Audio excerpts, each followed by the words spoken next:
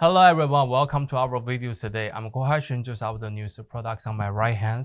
This is a countertop styling, the warmer pot, and let me give you the overall dimensions first. The diameters of the pot is about like 17 inches. And the overall heights, they are about like 21 inches tall. And we can see the units, the design with the security lock on top of the cap, and on two sides of the units they have a handlebars, and also at the front we're having a small faucets. They have a switchers on top. They have a two-way to function it. One is holding to all the way open, and one is shove the close. And also for this one, the body they're made by all stainless steels, easy for the clean.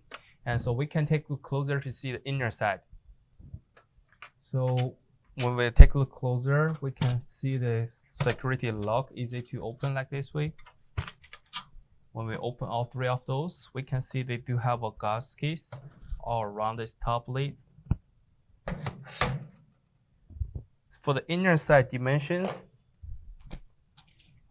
it is about like a 15 and 3/4 inches, the diameters.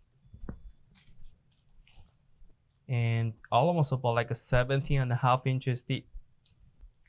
That will be the all demonstration information about the products. And if you do have more questions, feel free to contact with us. Thank you.